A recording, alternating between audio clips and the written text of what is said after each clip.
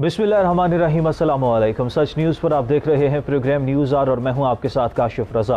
Programme में सबसे पहले शामिल कर लेते हैं टॉप स्टोरीज। पीडीएम का हर सूरत मुल्तान में जलसा करने का ऐलान, जलसे जुलूसों पर पाबंदी, क्या गिरफ्तारियां जलसे को रोक पाएंगी? और भारतीय बर्बरियत और जालिमाना रवैया खित्ते के अमन के लिए नुकसानदेह, पाकिस्तान का अक़वाम मुत्तहिदा को 5वां डोजियर, क्या कोई पेशरफ्त हो सकती है? ऑलरेडी टॉप स्टोरीज आप जान चुके हैं और हुकूमत और अपोजिशन के दरमियान सूरत हाल तसादुम की तरफ जाती नजर आ रही है, क्योंकि अपोजिशन बज़िद है कि मुल्तान में जलसा होगा। और आज बाकायदा तौर पर मुल्तान में एहतजाज भी किया गया, क्योंकि हुकूमत की तरफ से पाबंदी आयद की गई थी और जलसा गाह को ताले लगा दिए गए थे, कंटेनर्स लगाकर रास्ते भी बंद किए गए थे। लेकिन एहतजाज किया गया अपोजिशन की तरफ से और हुकूमत ने वाज़ेह कर दिया है कि जलसा नहीं करने देंगे, जलसा गाह पर ताले हैं। और साथ ही साथ अपोजिशन रहनुमा ये कहते हैं कि हर सूरत जलसा करेंगे और जलसा गाह को रोकने की कोशिश, जलसा गाह बंद कर दिया गया, जलसा नहीं करने दिया जाएगा। अगर जलसा करने की कोशिश की गई तो जेल जाएंगे, कानूनी तौर पर कार्रवाई अमल में लाई जाएगी। हुकूमत का ये नैरेटिव सामने आ रहा है। जबकि दूसरी तरफ बिलावल भुट्टो जरदारी कोरोना वायरस का शिकार हैं, तो उनकी जगह आसफा भुट्टो जो हैं वो जलसे में शिरकत करेंगी और बिलावल भुट्टो जरदारी की जगह खिताब भी करेंगे। एक तो हम इस पर भी बात करेंगे और साथ ही साथ इस पर बात करेंगे कि सूरत हाल अगर तसादुम की तरफ जा रही है तो इस सारी सूरत हाल का हल क्या है। अगर मुल्तान में जलसा नहीं होता तो फिर जो लाहौर में जलसा होने जा रहा है इसके बाद, उससे नून लीग की काफ़ी उम्मीदें हैं, तो फिर उसका क्या आगे जाकर सिचुएशन हो सकती है। पीडीएम तहरीक का खास तौर पर क्या मुस्तकबिल हो सकता है, इस पर बात करेंगे एक ब्रेक के बाद। देखते रहिए न्यूज़ आर।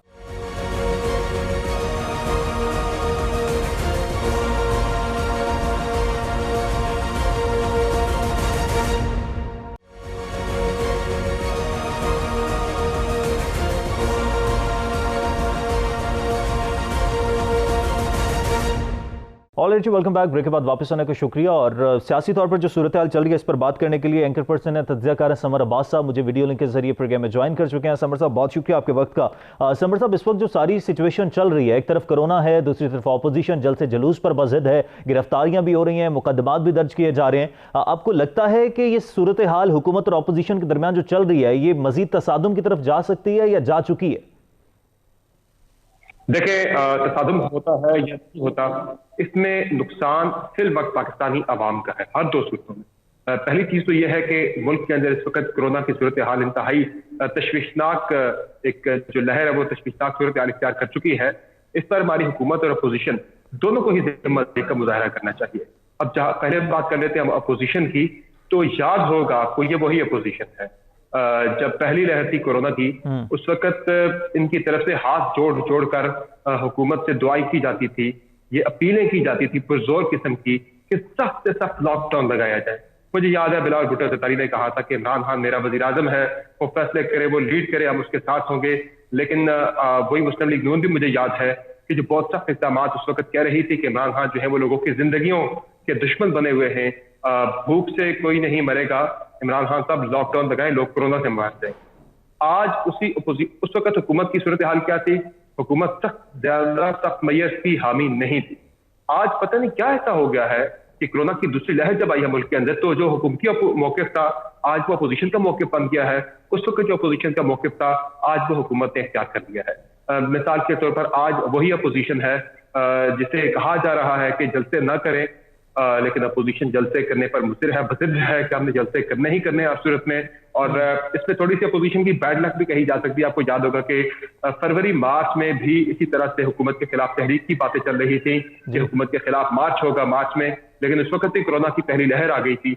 आज जब अपोजिशन की तहरीक हुकूमत के खिलाफ शुरू हो चुकी और अपनी पीक पर पहुंची, तो उस वक्त मुल्क में कोरोना आ गया। बहरहाल ये हुकूमत नहीं लेकर आई। इंसानी जिंदगियां, वो इंसान जिनके लिए, वो अवाम जिनके लिए आपकी तहरीक चला रहे हैं, जिनके बारे में आप बात करते हैं कि इस अवाम के हक हुक्मरानी के लिए, इस अवाम के मुश्किलात के हल के लिए, यानी मुल्क में जो महंगाई के खात्मे के लिए, दीगर जो बैड गवर्नेंस है उसके खात्मे के लिए हम ये तहरीक चला रहे हैं। तो आज वही जो अपोजिशन का कल तक मौक़िफ़ था, मैं उनको याद कराना चाहता हूँ कि आप ही कहते थे कि भूख से कोई नहीं मरेगा, तो आज हम आपको भी यही कहते हैं कि महंगाई से फिल वक्त ऐसा कोई ऐसी हालत नहीं है कि कोई मर जाएगा। आज लोग कोरोना से जरूर मर रहे हैं, पिछले 3 रोज से 40 से ज्यादा अफराद रोजाना की बुनियाद पर बिल्कुल। और जा रही है। इस सारी सूरत के पेश नजर हुकूमत की तरफ से इसीलिए जो तमाम तर जलसे हैं उनकी इजाजत नहीं दी गई, जो नोटिफिकेशन जारी किए गए थे उनको बिल्कुल अपोजिशन की तरफ से मुस्तरद भी कर दिया गया। अब पाबंदियां हैं, आज बाकायदा तौर पर आपने दिन में देखा भी कि जिस तरह से एहतजाज किया गया, जलसागाह को ताले लगा दिए गए थे, उसके बावजूद जिस तरह से वहां पर एहतजाज हुआ, क्या ये गिरफ्तारियां एहतजाज को, इस जलसे जुलूस को रोक पाएंगी? और साथ ही साथ अगर अपोजिशन जलसे मुलतवी नहीं करती तो हुकूमत क्या इकदाम करेगी? फिर कानूनी तौर पर कोई एक्शन लिया जाएगा?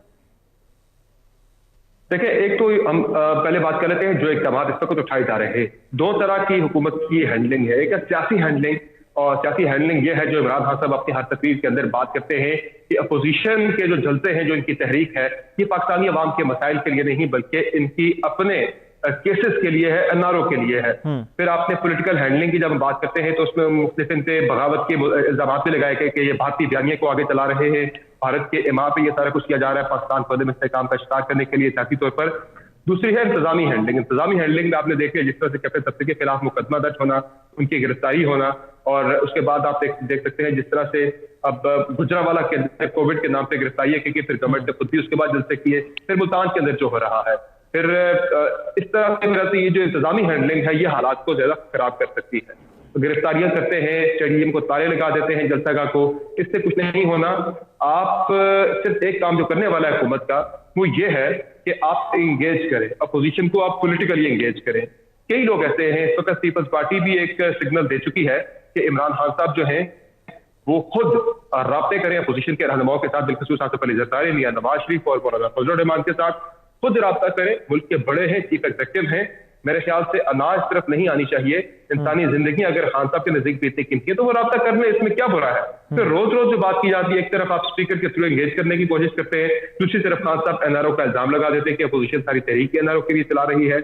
इस तरह के माहौल में जो हुकूमत की तरफ से भी एक रिजिड स्टांस है सारे मामले पर, एक उन्होंने सख्त की पॉलिसी इख्तियार कर ली है कि अपोजिशन के हवाले से सख्त बयान ही देना है, उन पर एनआरओ का इल्जाम ही लगाना है, तो फिर ऐसे माहौल में बातचीत नहीं होती। इस वक्त वाहिद हल तमाम मसले का एक ही है काशिफ, वो ये है कि अपोजिशन और हुकूमत आपस में बात करें, इंगेज करें, डायलॉग के जरिए मसले को हल किया जाए। हम एक बंद गली की तरफ जा रहे हैं, बंद गली की तरफ जा रहे हैं जहां से कोई समझ नहीं आ रही कि मुज़ाकरात कौन करवाएगा। स्पीकर का ऑफिस है, स्पीकर के ऑफिस से 3 मरतबा इनिशिएटिव लिया गया है, लेकिन उससे अपोजिशन ने मुस्तरद कर दिया। वो कहते हैं कि अपोजिशन जो है, जो स्पीकर है वो एक पॉलिटिकल फिगर बन चुके हैं, वो तहरीक इंसाफ के स्पीकर बन चुके हैं, हालांकि न्यूट्रल होना चाहिए, उन पर उन्हें एतबार नहीं।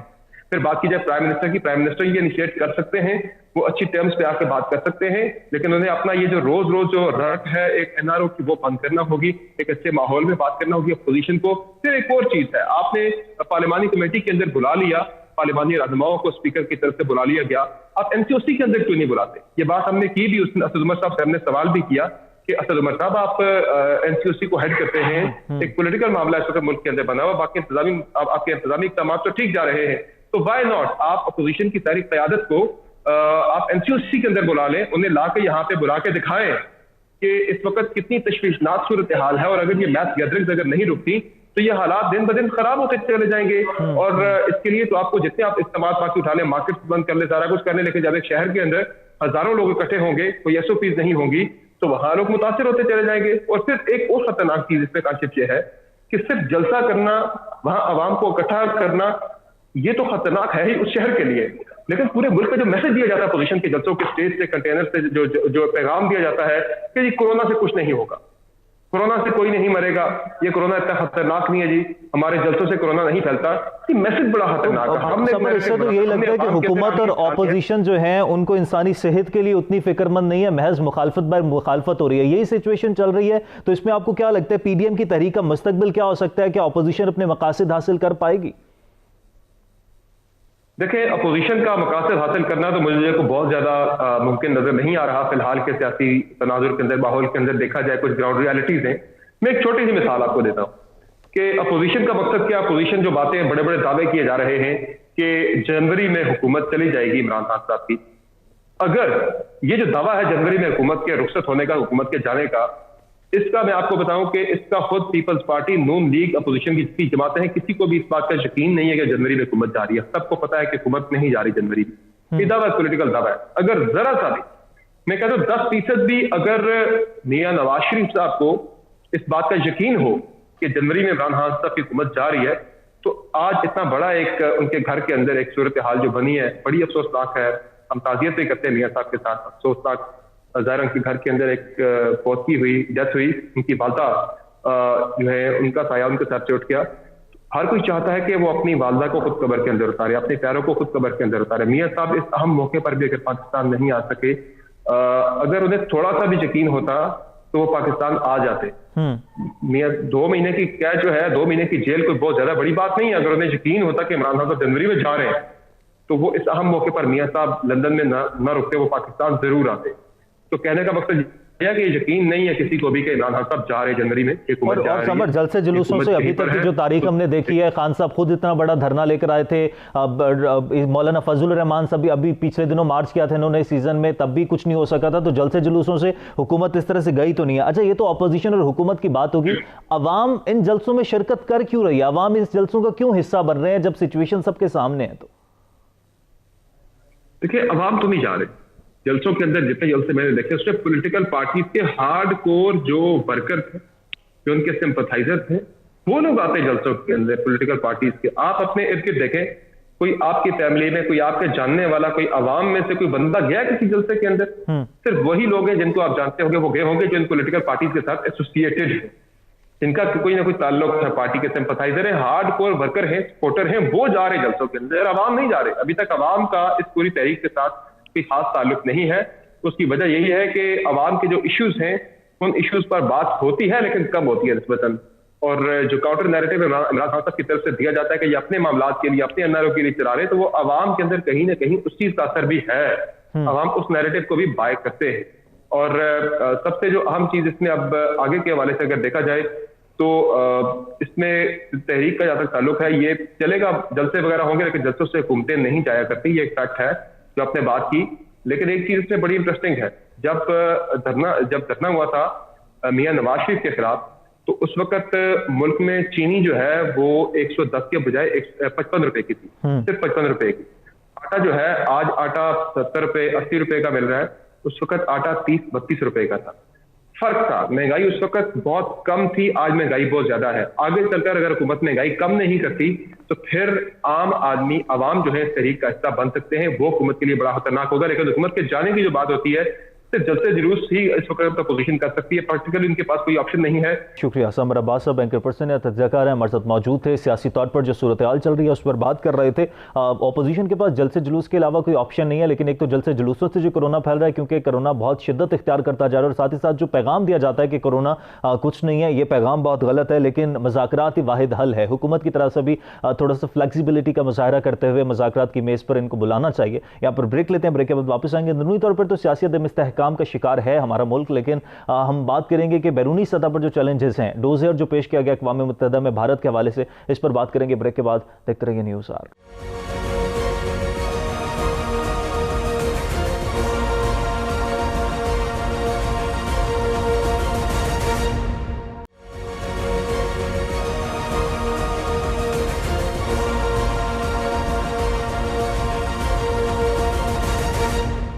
ऑलराइट जी, वेलकम बैक। ब्रेक के बाद वापस आने का शुक्रिया। और पाकिस्तान और भारत के दरमियान ताल्लुकात सर्द महरी का शिकार हैं। पाकिस्तान की तरफ से हमेशा से मुज़ाकरात की मेज़ पर आने की कोशिश की जाती है, लेकिन भारत आमादगी का इजहार नहीं करता। और भारत हमेशा से पाकिस्तान के अंदर जो दहशतगर्दी के वाक़यात होते रहे हैं उनमें मुलव्वस रहा है। पाकिस्तान की तरफ से बारहा सबूत भी पेश किए गए, और अभी भी इस हफ्ते में अहम पेशरफ्त हुई है कि अक़वाम मुत्तहिदा में मुस्तकिल मंदूब मनीर अकरम ने अक़वाम मुत्तहिदा के सेक्रेटरी जनरल को पाकिस्तान में भारतीय दहशतगर्दी के सबूतों पर मबनी डोजियर पेश किया है। और ये पहली बार नहीं बल्कि ये 5वां डोजियर है। इससे पहले मलिहा लोधी साहिबा ने 2015 में डोजियर पेश किया था। उसके बाद 2017 में कुलभूषण के हवाले से भी बाकायदा तौर पर इतराफ़ी बयान और दीगर दस्तावेजात भी पेश की गई। और जो दहशतगर्दी के वाक़यात हुए, ख़ासतौर पर जो भारतीय आबदोज थी उसके हवाले से वीडियो भी पेश की गई। 2015 में भी इससे पहले यही हुआ था कि बलूचिस्तान में, फाटा में और कराची में जो दहशतगर्दी के वाक़यात हुए थे उनमें भारत के मुलव्वस होने के बाकायदा तौर पर सबूत पेश किए गए। लेकिन हमेशा से अक़वाम मुत्तहिदा में जब भी डोजियर पेश किया जाता है वो अक़वाम मुत्तहिदा की फाइलों की नजर हो जाता है, उस पर कोई पेशरफ्त होती नहीं है। इस बार 5वां डोजियर पेश किया गया। इस पर बात करेंगे कि अक़वाम मुत्तहिदा की तरफ से कोई पेशरफ्त होगी, क्योंकि भारतीय बर्बरियत में इजाफा होता जा रहा है। भारत न सिर्फ लाइन ऑफ कंट्रोल पर सीज़फायर मुआहिदों की खिलाफ वर्जी कर रहा है, बल्कि पाकिस्तान के अंदर जो कार्रवाइयां होती हैं उनमें भी समहाउ मुलव्वस होता है। इस पर बात करेंगे और साथ ही साथ इस पर भी बात करेंगे कि अमेरिका के हवाले से कहा जाता है कि तासुर रहा है कि भारत को अमेरिका की पुष्टपनाही हासिल रही है तमाम तर मामलात में, लेकिन अब अमेरिका में भी इक़्तिदार में तब्दीली आ रही है। जो बाइडन अब अमेरिकी सदर मुंतखब हो चुके हैं, वो इक़्तिदार में आएंगे। जो बाइडन की शख्सियत के हवाले से बात करेंगे कि जो बाइडन की जो पॉलिसीज़ हैं वो उनकी शख्सियत की तरह कुछ नरम हो सकती हैं, और ख़ास तौर पर क्या उसके ख़ित्ते पर असरात होंगे या ख़ित्ते में जो तमाम तर मामला चल रहे हैं वो उसी तरह से चलेंगे। और भारत जो हमेशा से ख़ित्ते का अमन दाव पर लगाने के लिए मुख्तलिफ किस्म की सरगर्मियां जारी रखे हुए, उस पर क्या सूरत हाल हो सकती है, इस पर बात करने के लिए मुझे प्रोग्राम में वीडियो लिंक पर ज्वाइन किया है जनरल रिटायर्ड नईम खालिद लोधी साहब ने। तज्ज़ियाकार हैं, सीनियर। बहुत शुक्रिया जनरल साहब आपके वक्त का। जनरल साहब, सबसे पहले तो मैं डोजियर की ही बात कर लेता हूं। ये पहला डोजियर नहीं है, 5वां डोजियर है, पाकिस्तान की तरफ से अक़वाम मुत्तहिदा में पेश किया गया। क्या आपको लगता है इसके साथ वही सलूक होगा जो पहले 5 पहले डोजियर्स के साथ हुआ था, या इसमें कुछ इस बार पेशरफ्त हो सकती है? देखिए जी, जो पहले डोजियर्स हैं वो चूंकि पब्लिक नहीं हुए, इसलिए कोई मुझे मालूम नहीं है कि वो क्या इतनी डिटेल में ही थे, टेक्निकली इतने साउंड से जैसा ये है। ठीक। एक तो मुझे यकीन है कि जो कलबोशन वाला डोजियर था वो ज़रूर इससे भी बेहतर या कम अज़ कम इस जैसा होगा, जिसमें आप जिसको कहते हैं प्रोसिक्यूटेबल एविडेंस। एक तो होती है बातचीत, एक आप बताते हैं पूरे एविडेंस के साथ कि ऐसे हुआ है। तो इस दफ़ा मुझे लगा है कि ये काफ़ी इस तरीके की इसके अंदर मालूमात है कि इनको नेगेट करना बहुत मुश्किल है। ये तो आप सही कह रहे हैं कि देखिए, अक़वाम मुत्तहिदा बज़ाते खुद तो कुछ नहीं करता, सिर्फ कोई चीज़ें इनिशिएट करता है। बुनियादी तौर पर उसकी जो पावर्स हैं जो उसको चलाती हैं, वो उनका नाम लेने की ज़रूरत नहीं, P5 है, और उसके उनके पास भी हमारे डोजियर गए हैं, एक एक मुल्क के पास गए हैं, और देखते हैं कि इनको किस तरीके से अभी लिया जाता है। लेकिन साफ ज़ाहिर है कि बड़े मुल्क हमेशा अपना इंटरेस्ट देखते हैं, और उनका इंटरेस्ट हिंदुस्तान के साथ काफ़ी ज़्यादा है हमारे मुकाबले में। लेकिन फिर भी इस डोजियर का पेश करना बहुत ज़रूरी था, क्योंकि एक हुज्जत पूरी हो जाती है। इस डोजियर में जो कुछ दिखाया गया है वो साफ ज़ाहिर है, जो मेंशन किया गया है वो बिल्कुल क्लियर कट एक किस्म की आप समझे छुपी हुई जंग है जो हिंदुस्तान ने बर्पा कर रखी है पाकिस्तान के खिलाफ। तो कम अज़ कम जब पाकिस्तान कोई जवाब देगा तो किसी को ये एतराज़ नहीं होगा कि जी ये आपने क्यों किया, या आपकी तरफ से ये हमें शक है, या कोई ऐसे खदशात है कि आपकी सरजमीन इस्तेमाल हुई है। तो इस लिहाज से इस डोजियर की अहमियत जो है वो अपनी जगह बिल्कुल सिक्का बांधा है। दो बातें और हैं कि जितनी इंसानी हकूक की तंजीमें हैं, अक़वाम मुत्तहिदा की भी और अदरवाइज भी, और इसी तरीके से जो काउंटर टेररिज्म की तंजीमें हैं, वहाँ पर ये बड़ा इफेक्टिव होगा, क्योंकि वहाँ से फिर आप कुछ लोगों को प्रोस्क्राइब भी करवा सकते हैं, और वहाँ से कोई आ सकते हैं कश्मीर में लोग देखने के लिए कि वहाँ असल में क्या हो रहा है। तो इस लिहाज से अफादियत तो इसकी है। लेकिन ये बात मैं आपकी मानता हूँ कि ये फ़र्क नहीं डालेगा मोदी के रवैये में या हिंदुस्तान के रवैये में। लेकिन आपको भी याद है जनरल साहब, जब पुलवामा का वाकया हुआ था तो भारत की जानिब से पाकिस्तान को डोजियर पेश किया गया था, लेकिन उसमें उस तरह से सबूत मौजूद नहीं थे, और उसके जवाब में पाकिस्तान ने भारत को डोजियर पेश किया था जिसमें बाकायदा तौर पर सबूत थे। भारत ने उसका कोई जवाब नहीं दिया था, लेकिन शायद कहा यह जा रहा है किसी डोजियर को बेहतर बनाकर अब अक़वाम मुत्तहिदा के सेक्रेटरी जनरल को पेश कर दिया गया, और तासुर दिया जा रहा है कि वज़ीर आज़म इमरान खान साहब को चाहिए कि वो बाकी के डोजियर भी देखें, उनका भी बाकायदा तौर पर जायज़ा लें। क्या ऐसा हो सकता है कि सिर्फ खारजा महाज पर कुछ इस तरह के मामला हो रहे हों कि बेहतर तरीके से डोजियर्स पेश ना हो रहे हों, जो अभी तक कोई पेशरफ्त नहीं होती? देखिए जी, डोजियर्स पेश करना तो हमारी पॉलिसी का एक स्ट्रैंड है ना, एक धागा है, इस लॉ फेयर के ज़िम्मन में आता है। इन डोजियर्स का इनको रेंडर करना चाहिए, इनको लॉ की टर्म्स में थोड़ा सा ट्रांसलेट करके पेश करना चाहिए, ताकि ये किसी और फिर बाकायदा आप कहीं पर कोई लॉन्च करें ना, कोई बाकायदा इसका कहीं इंदराज करवाएं, कहीं पर इसको नोट करवाएं इंटरनेशनल कोर्ट ऑफ जस्टिस में, ये जहाँ भी हो सकता है जहाँ पर ये मुकदमे चलें। और जैसे मैं कह रहा हूँ कि इंसानी हकूक़ की अगर कोई ऑर्गेनाइजेशन है या काउंटर टेररिज्म की है, वहाँ पर परसू किया जाए। सिर्फ पेश करने से तो साफ ज़ाहिर है कुछ नहीं होगा। लेकिन सिर्फ डोजियर पेश करते रहने से, चाहे वो जितने इफेक्टिव हों और चाहे उसके ऊपर रिएक्शन प्रॉपर आ भी जाए, फिर भी कुछ नहीं होगा। क्योंकि एक तो डिप्लोमेसी काफ़ी आपको पता है ब्रॉड स्पेक्ट्रम चीज़, इसमें और बहुत सारी चीज़ें करने की जो हम कर भी रहे हैं और अच्छी है। उसके बाद पॉलिटिकल फील्ड में आपको कुछ करना है, फिर लॉ फेयर में ये जो आप कर रहे हैं, मिलिट्री फील्ड में कुछ करना है, इकोनॉमिक फील्ड में कुछ करना है। तो ये इंटरनेशनल पॉलिटिक्स में ये जो ब्लॉक्स है, इस सिलसिले में कुछ करना है। जब तक आपका एक हमगीर प्लान नहीं होगा और इन सब शोबों में आप काम नहीं करेंगे, उस वक्त तक कोई इम्पैक्ट नहीं हो सकता वर्थवाइल। तो जनरल साहब, भारत जिस तरह से सीज फायर मुआहदे की भी खिलाफ वर्जी करता है, शहरी आबादी को निशाना बनाता है, हर दूसरे रोज हम देखते हैं कि लाइन ऑफ कंट्रोल पर सीज फायर मुआहदे की खिलाफ वर्जी हो रही थी, भारत बाज नहीं आता। आलमी सतह पर जो सुफरा है उन्होंने विजिट भी किए, लेकिन कोई खातिर खा इकदाम उस तरह से सामने नहीं आ सके। क्या पाकिस्तान को भारत की तरह अपनी इंटरनेशनल लॉबिंग को स्ट्रांग करने की जरूरत है? ना सिर्फ ये कि इंटरनेशनल लॉबिंग को स्ट्रांग करने की जरूरत है, बल्कि एक काउंटर एक्शन लेने की जरूरत है। देखिए, वो सिर्फ लॉबिंग नहीं कर रहे, वो सिर्फ सफारतकारी नहीं कर रहे, वो सिर्फ पॉलिटिक्स नहीं खेल रहे, वो एक्शन भी कर रहे हैं। तो आपकी तरफ से एक्शन मिसिंग है। आप जवाब देते हैं साहब, जरा हम उनके सिविलियंस को तो नहीं शहीद कर सकते। शहीद मैं इसलिए कह रहा हूँ कि वहाँ भी मुसलमान है, ये जो मकबूजा कश्मीर में है। लेकिन उनका जवाब हमारा ऐसा होना चाहिए कि दोबारा उनको हिम्मत ना पड़े ये काम करने की। उस पर मेरा ख्याल थोड़ा सा सुकम है और उसमें हमें और काम करने की जरूरत है। इसी तरीके से जो कुछ वो हमारे साथ कर रहे हैं, मैं तफसील में नहीं जाता, क्या वो सब कुछ करने का हक हमें हासिल नहीं है? ये जो डोजियर बना है, ये क्या है? ये किस्म की हाइब्रिड वॉर है जो उन्होंने हमारे ऊपर मुसल्लत की हुई है। तो क्या हम हाइब्रिड वॉर का जवाब हाइब्रिड वॉर से नहीं दे सकते? इतने गए गुजरे भी हम नहीं है अल्लाह ताला के फजल करम से। लेकिन इसके लिए एक पॉलिसी डायरेक्शन की जरूरत है। वो साफ ज़ाहिर है हुकूमत की मर्जी है कि वो करते हैं या नहीं करते। सही। जन साहब, अमरीका में जो इंतखाबात हुए उसके बाद अमरीका के इक़्तिदार अब जो बाइडन के हाथ में चला गया, इसके भी कुछ खत्ते पर असरात मुरतब होंगे, खासतौर पर अगर भारत और पाकिस्तान के तनाजुर में बात करें तो? देखें जी, ये मैं कह सकता हूँ कि जो बात करने का अंदाज है उसमें फ़र्क आएगा। रवैया बज़ाहिर जो है उसमें फ़र्क आएगा, क्योंकि वो बहुत क्रूड था। जो ट्रम्प था, उसकी गुफ्तगू में फिनेस नहीं थी, उसकी गुफ्तगू में डिप्लोमेसी नहीं थी। तो वो आपको डिप्लोमेसी नज़र आएगी, फिनेस नज़र आएगी, नरम लहजा नज़र आएगा, लेकिन पॉलिसी में मेरा नहीं ख्याल कि कोई फ़र्क पड़ेगा। क्योंकि देखें, अमेरिका की पॉलिसी इस खित्ते में 2-3 चीज़ों पर मुनहसर है। नंबर 1, हिंदुस्तान के साथ उनकी गहरी स्ट्रेटेजिक वाबस्तगी जो कायम रहेगी। चीन के खिलाफ हिंदुस्तान को खड़ा करने का जो उनका तरीक़ाकार है वो कायम रहेगा। सीपैक की मुखालफत वो कायम रहेगी। अफगानिस्तान में जो उनके इंटरेस्ट हैं वो कायम रहेंगे। तो ये 3-4 चीज़ें अगर है, और जो ईरान के साथ उनकी मुखासमत है वो कायम रहेगी। तो अगर इस खित्ते में जिधर आप हैं, ये 4-5 चीज़ें अपनी जगह पर रहती हैं, जिनमें किसी रद्दोबदल का इम्कान मेरी नज़र में नहीं है।